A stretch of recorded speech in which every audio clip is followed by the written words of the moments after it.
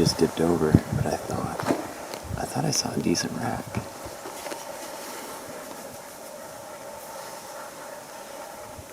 They could all just be up there, still screwing around.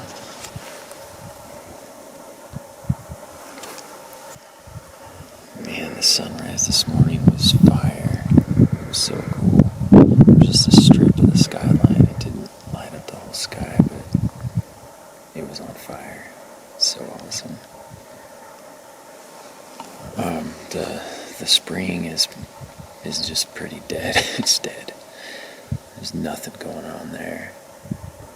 You can see for a couple miles all around it. But I went up to another vantage point where I can see this whole drainage system over here, and about 4 miles away there was 20 plus head of elk in the wide open. I'm recording. What's that? I'm recording. Oh, I didn't know. So I wasn't looking. Does my face look good? My face paint?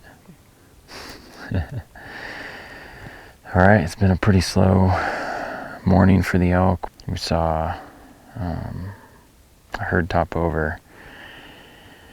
Other than that, I mean, it's really quiet around here, but the night we killed the bull last year, it was stone dead until that herd came in, and we know they want to be here.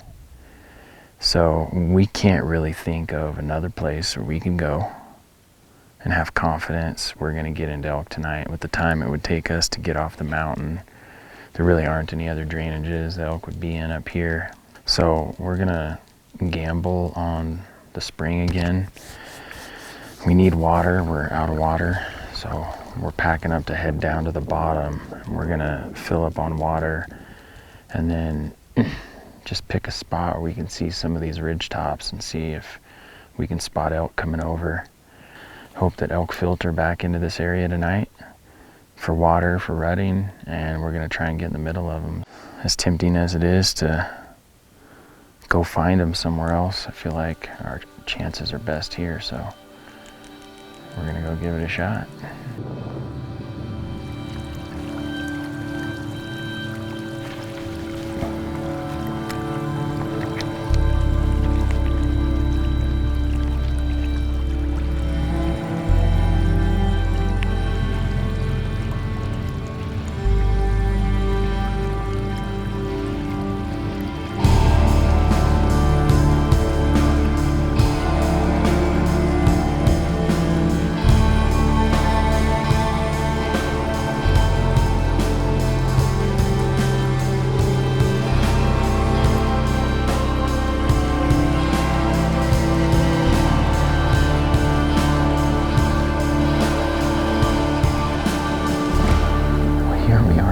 Waiting for the wind to switch. And Alicia, who has much better hearing than me, heard a bugle. I didn't hear it about 10 minutes ago. And then about 5 minutes ago, my goodness, we both heard a bugle. It was loud and mean. And then we just heard another growl. That bull is not very far. He could be at the spring, and it sounds just carrying down. But he sounds like he could even be closer, so we've been ranging some things, and we're just kind of ready for anything. I mean, he could work down this draw right below us, could work across the hillside, not really sure. But the wind is still bad. It's still bad for where he's at and where we are. It's bad all around, really. The wind has been horrible today. So we're just going to try and wait for it to get good and make a move when we can.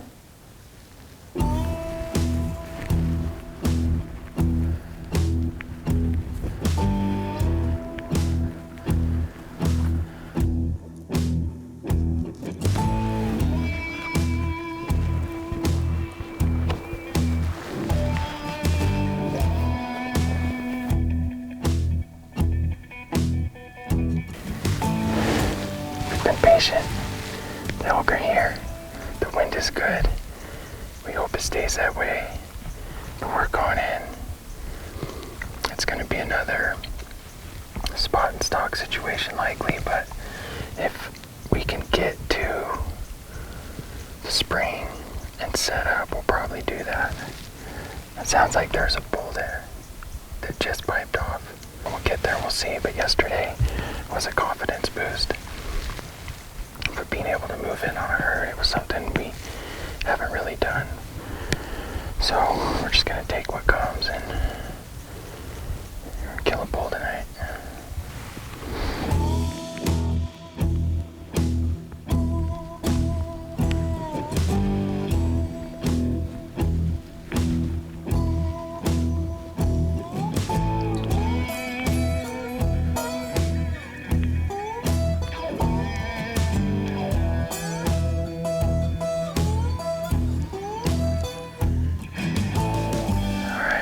Well, we made it to the tree. We had a bull bugle pretty close to us, about 50 yards back. We got set up. It seemed like he was coming in. And then there was a bugle further away. So I don't know what he's doing, but we heard another bull and then some cows up here. And we felt like this was the better play to make. So we got in here. It's been quiet. We've only been here a couple minutes, but we're set up. I double-checked yardages just to be safe. You'd think I'd have these memorized by now. And we're just gonna hope they come in like they usually do. We'll see.